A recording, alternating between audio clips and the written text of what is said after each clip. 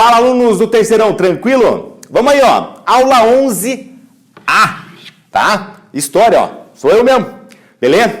Então é o seguinte, gente. Na aula 10, a gente já pegou uma ideia do que simplesmente o que fez, todos os fatores que provocaram a queda de Roma no Ocidente, beleza? Aí, como eles dividiram a aula aqui, eles resolveram colocar a ideia da crise do século III aqui na aula 11. Mas todo aquele processo final da aula 10 lá, vocês vão ver que já pega, tá? A ideia da crise de Roma, que vai levar o império ao fim, beleza? Gente, e não esqueça, é um império que vai ao fim. Roma não. Vai ser detonadinha lá, tal, vai sofrer umas avarias, mas vai ficar inteira, é a cidade eterna, beleza? Aí o que acontece? Justamente o que está aqui na aula 11... eu acho mais interessante para pegar com uma ideia de fim mesmo. Lá falou sobre todo o processo da tetrarquia, da divisão, ou seja, todo aquele processo que foi envolvendo o quê? O fim. Mas dá para vocês pegarem aqui a partir do século III, ou seja, dos anos 200 para frente, gente, tá? Então o que acontece? Você vai pegar, vai pegar bem aquela transição ali, ó, do governo Antonino para o governo dos Severos aí, tá? Aí o que acontece? Gente... peguem aqui que é mais massa, ó. Imaginem só, Roma se tornou gigantesca por causa do seu exército. Então lá desde os tempos republicanos, guerras púnicas, guerras não sei das quantas, ou seja, o exército romano gigantesco, poderoso, simplesmente nababesco. De repente, não mais de repente, Roma, durante aquela ideia de Pax Romana, não tinha inimigos, tá? O exército era poderoso, mandava e desmandava, tá? Só que agora o que começa a acontecer? Crise no exército, gente. E daí? Se vai ter uma ideia relacionada à crise no exército, claramente vão ter o quê? Crise nas conquistas. Olha que simples. Crise nas conquistas. E daí o que acontece? Se está tendo uma crise nas conquistas, logicamente. Aí para ver, ó, vocês têm até em destaque na apostila a crise do escravismo. Deixa eu até fazer um desenho aqui, ó. Ó, a crise no escravismo. Beleza? E daí o que acontece? Essa crise no escravismo vai provocar uma crise o quê? Na agricultura. Então, olha só, não conquista, não tem escravo, não vai ter mão de obra o quê? Para a agricultura. Aí, aquela ideia, gente.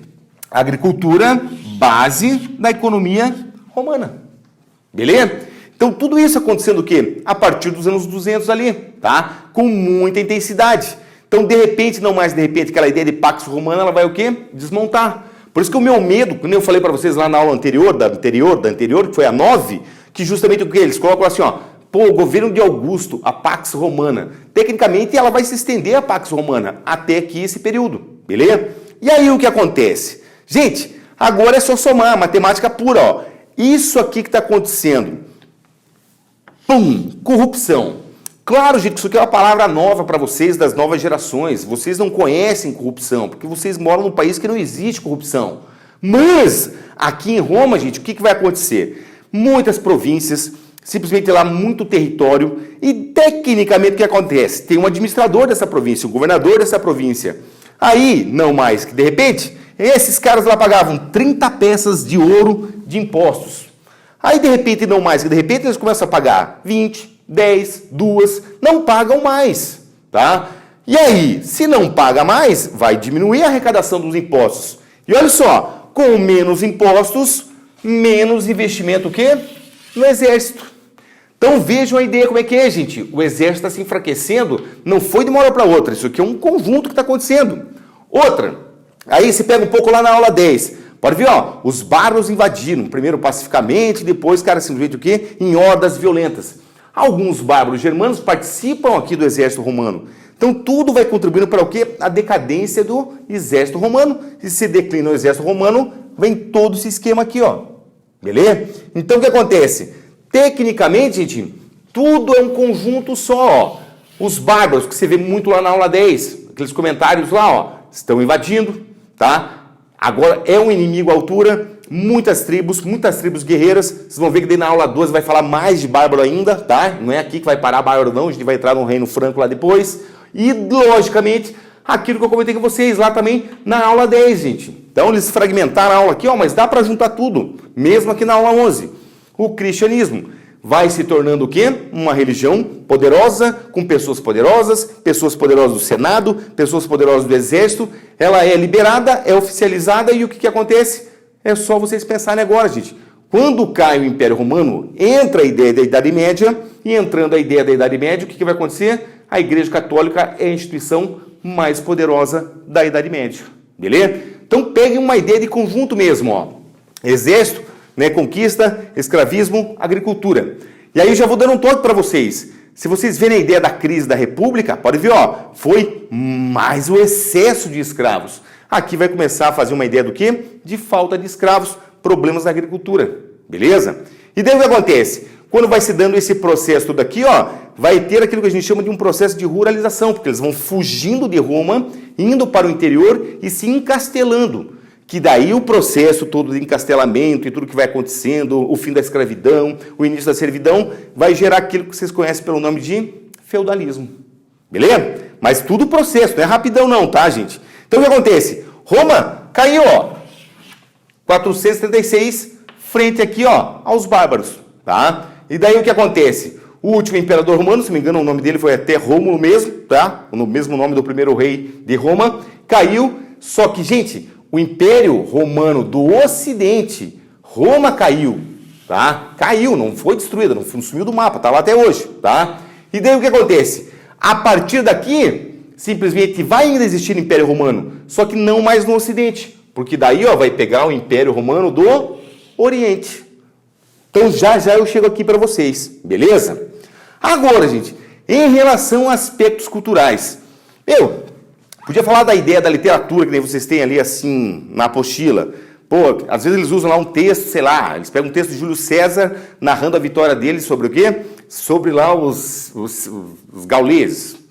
Cara, tem isso aí. Então sempre você vai ver que tem uma ideia de uma literatura, tem poesia, tem, cara, simplesmente textos, tem política, tem tudo isso aí dentro do processo da literatura.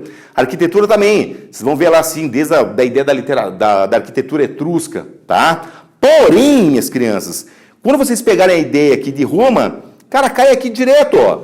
O maior legado justamente o que para o Ocidente são as leis. Se os gregos nos deixaram a filosofia, a ideia da democracia, da política, aqui vai ser a ideia do quê? Da lei. O famoso direito romano, tá? Que pode ver, ó, daí vai ser cada vez mais integrado lá também no Oriente, né? Vai ser feita uma compilação e eles vão usar lá também no Oriente e a gente usa uma base até hoje, tá? Outra ideia é religião, ó. Religião. Monarquia. Gente, na fase da monarquia aqui, ó, vocês têm que trabalhar uma ideia de religião assim, dos deuses lares. Ou seja, é o que a gente chama lá de um culto privado. Você cultuava os seus antepassados e tudo mais, tá? Então, o que acontece? Se vocês lembrarem, lá no primeiro ano, eu comentei isso aqui com vocês, ó. Cada lugar da casa tinha um deus específico. Então, vamos lá, sei lá, o deus do quarto, o deus da sala, o deus da cozinha, o deus do banheiro e assim por diante. Estou dando só exemplos, tá? E daí, o maior deus de todos, né, justamente era o deus lar.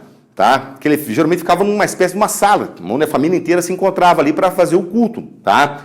Por isso que existe a ideia do quê? Até hoje da lareira, beleza? Por causa desse culto ao Deus lar. Então o que acontece? Essa ideia de culto privado, gente, ele fica muito localizado aqui na monarquia. Surge a ideia da república, gente, isso aqui não morre, isso aqui continua existindo, tá? Continua existindo a ideia de culto privado, deuses lares, deuses antepassados. O cara tem lá com uma adoração um bonequinho, sei lá das quantas, um cavalinho, sei lá, qualquer coisa assim. E daí o que rola? Aqui, gente, na República, como começa um processo de expansão, os romanos vão ficando cada vez mais politeístas. Cada região que eles vão invadindo, que eles vão pegando um pouco daquela ideia religiosa. Só que vai predominar aqui, gente, ó, a base vai ser justamente o quê? Os deuses gregos. Então, toda aquela mitologia grega vai passar para cá também, gente, tá? É um daqueles elementos que eles chamam daí da civilização greco-romana, beleza? E daí o que acontece? Gente, lá temos os Zeus e aqui vai ter o Júpiter. Aí tem lá o deus da guerra, Marte, lá na Grécia tinha outro nome, tá? Então eles vão pegar essa ideia aqui. Então continua ainda tendo o que? A ideia dos cultos privados, cultos públicos. O cara vai fazer lá, simplesmente lá, sei lá, uma guerra, ele vai fazer uma homenagem ao deus da guerra, beleza? E no Império, justamente o que vai acontecer? A ideia de culto ao imperador, tá? Então pode ver, ó, lembrem lá, o imperador ele é Augusto. Só que, gente, existe a ideia disso aqui, então vão ter cultos públicos, mas continua isso aqui, tá? Então não é que vai morrer. Ali na apostila está passando uma ideia, cara, que ideia acabou. Não, nada acaba, a gente vai continuando, beleza? E logicamente, como a gente já viu 1.200.000 vezes, aí lá a partir justamente do século IV, o cristianismo se torna oficial. Aí o que vai acontecer? Gente, basicamente assim, ó, tudo que vinha antes, agora passa a ser o quê? Perseguido pelos cristãos, beleza? Então eles vão querer eliminar a cultura pagã. Então aquela ideia de culto a Deus da guerra, do amor, de sei lá mais das quantas, aquilo vai acabar. Jogos em homenagem a Deus vão acabar, ou seja, tudo vai acabando, beleza? Então o que acontece? Isso aqui, gente, é sobre Roma no Ocidente. Então tem uma partezinha para vocês aqui na aula 11, mas não esqueça de juntar tudo naquela parte que está lá assim no final da aula 10 também, beleza? Senão vai ficar um troço meio perdido daí para vocês, beleza? E daí, na mesma aula 11 aqui, gente, ele fez a emenda, ou seja, o Império Bizantino. Isso aqui vem de Bizâncio, gente, uma importante cidade, cara, justamente o quê? Lá do Oriente. Hoje você vai ver que simplesmente, né, Bizâncio, Constantinopla é Istambul, na Turquia, tá? E daí, gente, você pode pegar a partir daqui, ó, não tem problema nenhum, ó, os anos 300 e vai cair aqui, ó, 1453, ou seja, século XV, beleza? Se vocês forem lá nos Google da vida, às vezes vocês vão ver lá assim, ó, século VI, porque eles mencionam toda a ideia do que? De Justiniano. Cara, não tem problema, não morram por causa disso aí não, tá? E daí o que acontece? Eu já vi século V também, cara, sem crise nenhuma, beleza? O que vocês não podem jamais se perder é na ideia que Bizâncio, Constantinopla, porque eles podem usar as duas, tá? Ainda, gente, é nada mais, nada menos que o Império Romano do Oriente. Então aqui um ecozinho para vocês, ó, Oriente, ente. Ou seja, o Oriente, beleza? E daí? Essa aqui vai demorar mais ou menos 1000 anos, cara, mais para cair, beleza? Então olha o poder, isso que vai atravessar toda a Idade Média, gente, beleza? Roma cai lá, ó, 476, e aqui cai 1453. Eu dou um toque para vocês dessa data, 1453, que eu não gosto muito dela, tá? Agora, o diferencial, gente, tá aqui e aqui, tá? Aí o seguinte, cultura. A ideia que vocês, podem pensar é assim, ó, Império Romano? Ah, então se Império Romano é cultura latina. Não. Aqui, gente, cultura, língua é muito mais ligado ao quê? Ao processo grego. Aí vocês poderiam perguntar, por quê? Uai, por quê? Simples, gente. A ideia da Macedônia, tá? Então o Alexandre da Macedônia expandiu a cultura grega e essa cultura grega foi aqui para o Oriente. Ó, questão boa para os caras pôr no vestibular para vocês aí, beleza? O porquê que aqui se fala a ideia e se tem a cultura do quê? Da cultura grega, beleza? Outra, gente, ali vocês vão ver, não sei como é que chama aquilo lá hoje, se continua ainda com Bósforo ou Helesponto, ou seja, a ideia do mar Mediterrâneo e tudo que cerca ele ali, ó. Então aqui não tem aquela ideia da base agrícola. Tem agricultura? Tem, gente. A agricultura é importante em todo esse processo aí. Mas a base aqui vai ser o comércio. Então o que acontece? O comércio marítimo é o forte.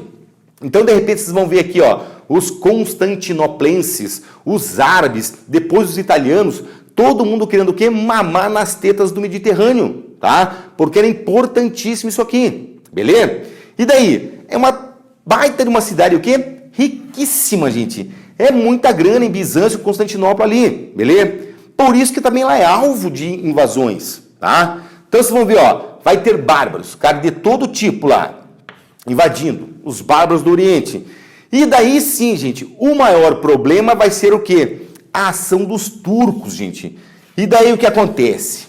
O turco é dividido em uma série de tribos, assim, gente, beleza? E vão invadir, cara, e vão detonar, e vão simplesmente o que? Arrebentar muitas áreas, o que seria o quê? Parte do Império Bizantino. Mas não vai ser tudo uma vez só não, gente. Isso aqui vai começar ali por volta do século IX, tá? Dá até pegar o século VIII, e eles vão o quê? Se estender, gente, até aqui o século XV, século XVI, beleza? E não esqueçam, gente, ó, começa o Império Turco aqui em 1453 e ele vai até a Primeira Guerra Mundial. Ninguém fala disso, a galera só fala de Império Romano, Império Macedônico, falam de Gengis Khan, todas aquelas abóbora lá, e esquecem, cara, do Império Turco, que foi um quê? Um dos que mais durou na história do mundo. Ah, mas não era mais império. Claro que é, tá? Então, ó, importantíssimo esses cabras aqui, já eu falo um pouquinho mais deles aí. Agora, gente, por que os caras invadiram e não conseguiam, cara, simplesmente entrar em Constantinopla? Aqui, gente, um baita de um sistema de proteção, as famosas muralhas. Daí eu vou até complementar aqui para vocês, ó. Muralhas de Bizâncio ou muralhas de Constantinopla. Simplesmente eram espessas demais, tá? Grossas mesmo, essas muralhas. Então era muito difícil de você conseguir o quê? Atingir a cidade de Constantinopla. Então o que acontece? Proteção dupla, tripla, quádrupla, quíntupla. Dava para andar 25 caminhões do lado do outro, do lado da muralha. Tudo bem que exagerei um pouco dos 25 caminhões aí, mas era muito grossa, beleza? Aí já volto a falar disso aqui depois.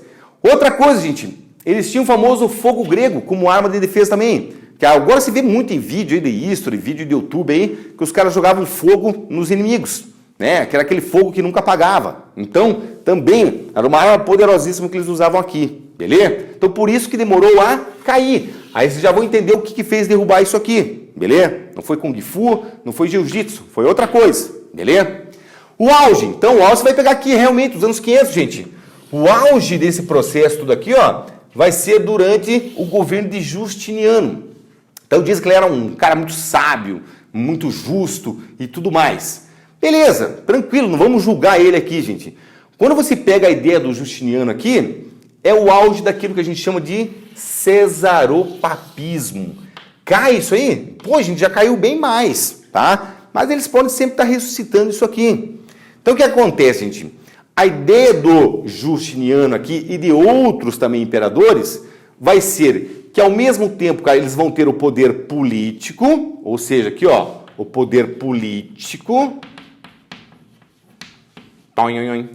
e logicamente aqui ó, eles vão ter o poder de papa, ou seja, que é o poder espiritual. Tá? Então vai simplesmente na mesma pessoa ter o quê? Os dois poderes. O poder aqui político e o poder espiritual. Tranquilo?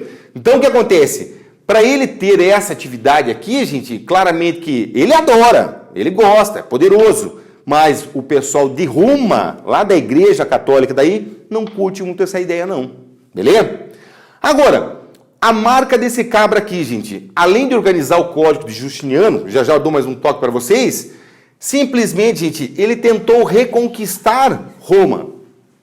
Então, puta, montou um puta exército, contratou lá simplesmente o melhor general da época lá, que era o grande general Belissário, para simplesmente ir lá de novo no Ocidente e dar um pau em todo mundo e reconquistar Roma. E juntar novamente o Império todo.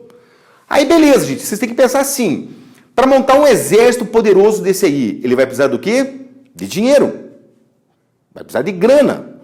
E daí, gente, para simplesmente pegar dinheiro, ele vai ter que aumentar os impostos. E, gente, é que nem eu falo, nessa época aqui, não tem carnaval, não tem YouTube, não tem, sei lá, futebol, novela e Big Brother. Aí o que acontece? Simplesmente o povão não curte a ideia. E se o povão não curte a ideia de pagar mais imposto, o que eles vão fazer? Vão se rebelar. Então, a ideia da revolta de Nica aqui, gente, ela seria lá na pista de corrida de cavalo, que eu não sei o nome disso, acho que é hipódromo. Ah, se não for também, dá nada. Ou seja, a hora que o cavalo estivesse cruzando o disco final, o que ia acontecer? Eles iam começar a gritar Nica, que é justamente o quê? A deusa da vitória. Eles invadiriam as tribunas e matariam todo mundo. Ou seja, o povão ia vencer. Aquilo que eu falo, gente, sempre tem um cagueta em tudo que é lugar. Ficaram sabendo que ia ter isso aí e, logicamente, o quê? O imperador e sua mulher, principalmente, reagiram e acabaram sufocando os rebeldes aqui em Nica. Então isso aqui, gente, ficou conhecido como o quê? O grande feito dele. Porque a reconquista do Ocidente fracassou. Ele conseguiu somente uns territórios lá. Não conseguiu reconquistar Roma e tudo mais. Beleza?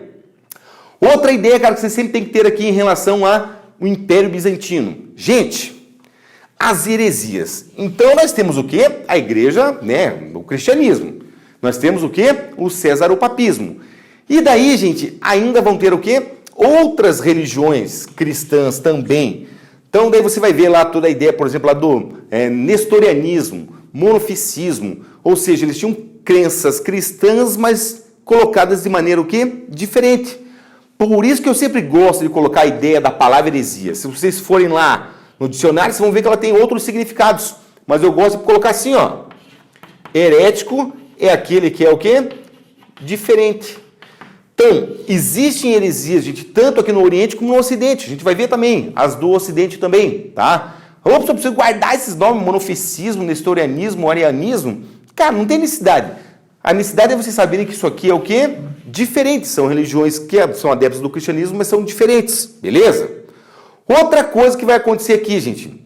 Pô, se existe a ideia do cesaropapismo, dessa concentração de poderes, pô, existe uma oposição aqui, tá? Vocês vão ver que vão ter lá patriarcas da Igreja Católica, deixa eu até pôr aqui, ó. Isso aqui, ó, são cabras da Igreja Católica. Aí, gente, como sempre, tem patriarca que vai ser oposição ao imperador, tem patriarca que vai ser aliado do imperador, e tem aqueles que não vão nem estar aí, beleza? Mas a ideia é vocês pensar assim, ó, a ideia dos grandes patriarcas aqui é não permitir, cara, que justamente o quê? A ideia religiosa se apague. Tanto que pode ver que depois eles vão fazer aqui a ideia da igreja ortodoxa. Então, basicamente, cara, disputa de poder político entre patriarcas e imperador, patriarcas e Roma e assim por diante. Então isso aqui, gente, quando você estuda profundamente, você vê os interesses políticos que estão por trás disso aqui.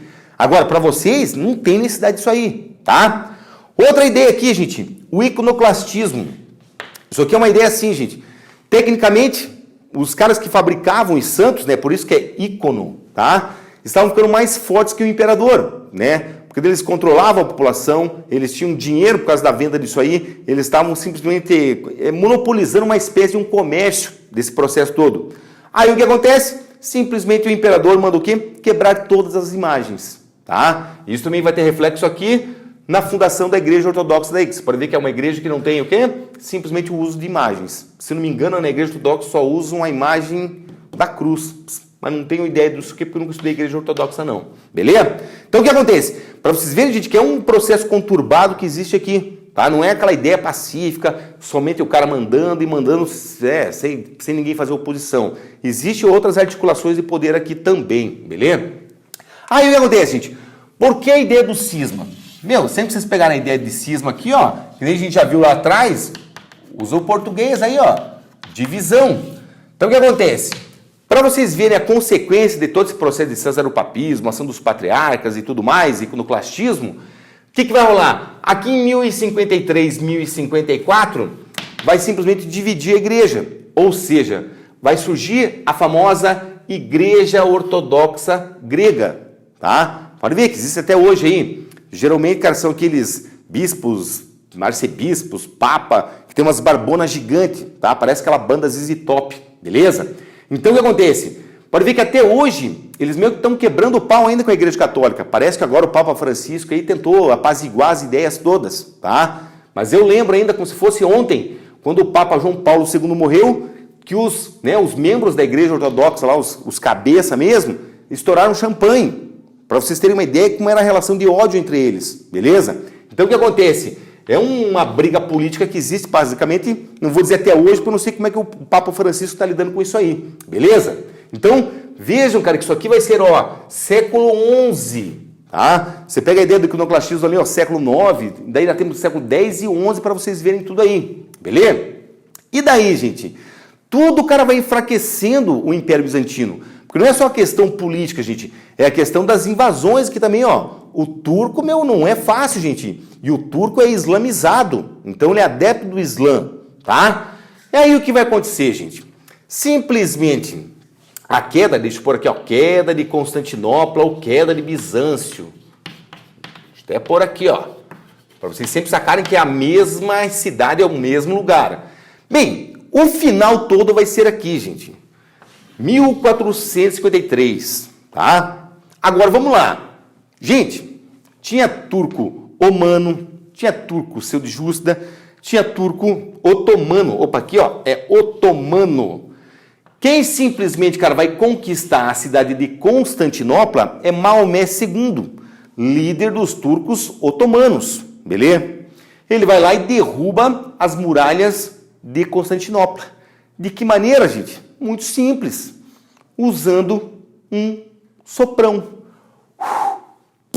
Que nem a história do lobo e dos 3 porquinhos. Soprou, caiu a porcaria.